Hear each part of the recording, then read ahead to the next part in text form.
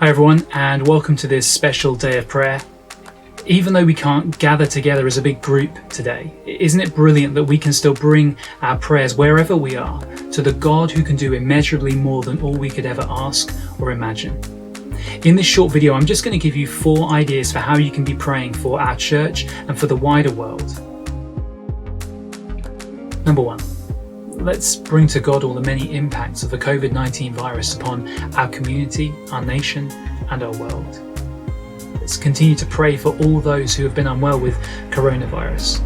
For those who've lost loved ones, let's pray for the grieving. Let's pray for those who've been hit hard in terms of their mental health, those who struggle with anxiety and depression and have been impacted during this long and extended lockdown. Let's pray for those who may lose their jobs, those who've already been made redundant as a result of the economic downturn. And let's remember the wider world. Any challenges that we face here are likely to be amplified in developing countries. And let's also pray for our Christian brothers and sisters, those living in areas of the world where they face persecution. Not only are they facing a deadly virus, but also injustice too. Let's pray for them. Number 2, can you pray for wisdom for us as a church to figure out how we move forward from here?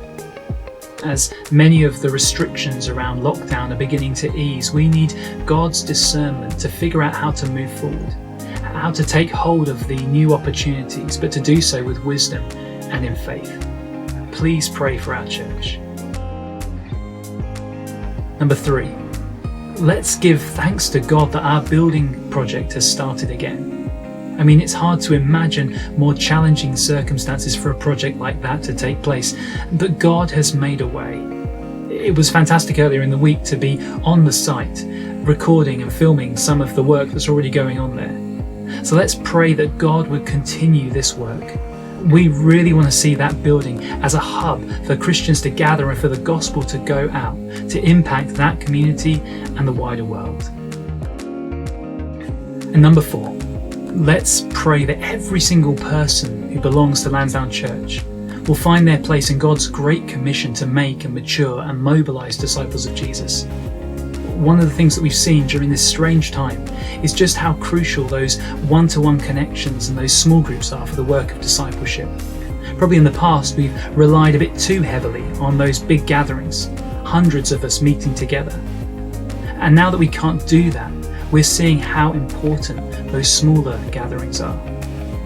So let's pray that every single person who belongs to Lansdowne will see it as their role as a Christian, as a part of the church, to disciple others.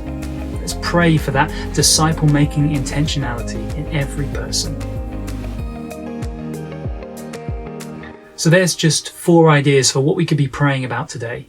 Of course, there's loads of other things that are worth praying about too, so don't feel restricted to that list. But let's make the most of today. Let's find opportunities to pray with one another, whether that's virtually or physically.